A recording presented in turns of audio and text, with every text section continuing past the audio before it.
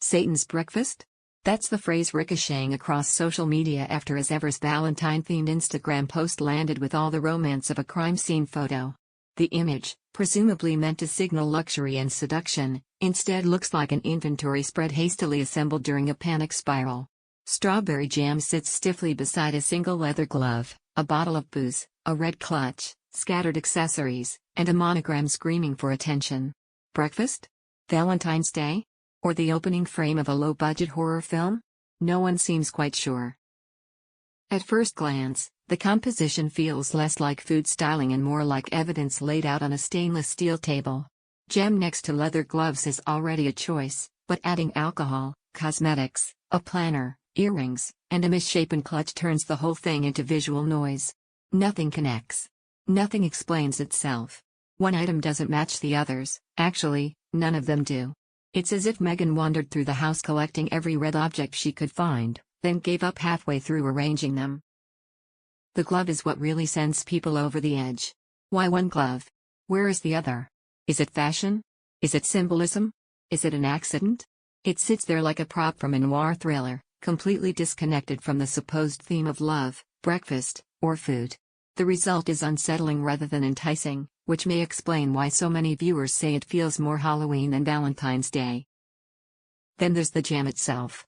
Supposedly the hero product, it looks oddly off, its color skewing orange rather than ruby, giving rise to uncomfortable questions about freshness. It's perched not on a proper plate, but on a teacup saucer, while fruit awkwardly balances nearby as if it wandered into the shot by mistake.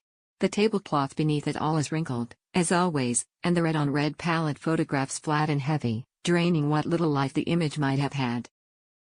Details matter in luxury branding, and here the details actively sabotage the message. The white bottle cap isn't screwed on properly. Worse, it doesn't even look like the correct cap, more like something borrowed from a hotel shampoo bottle. For a brand pushing elevated living, the basics seem to have been completely overlooked. Critics have compared the image to a GCSE art project by a 15-year-old convinced they have impeccable taste but lacking any understanding of composition. The layout is cluttered, childish, and bizarrely joyless. Instead of romance, it radiates confusion. Instead of indulgence, it suggests panic.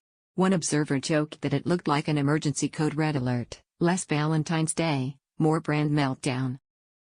What makes it worse is how easily this could have been avoided. A clean white background. Fresh roses. Heart-shaped cookies made with their own baking mix. A breakfast tray. A handwritten Valentine card. Any of these choices would have communicated warmth and intention. Instead, viewers got a leather glove that looks like it escaped from a yacht party circa 2003, a warped clutch, and even a bottle that some have mockingly dubbed love potion.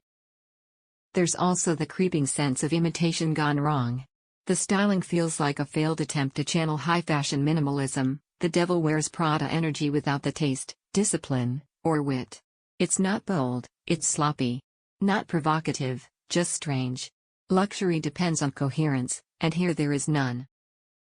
In the end, these are just two flat-lay product photos, but they manage to say far more than intended.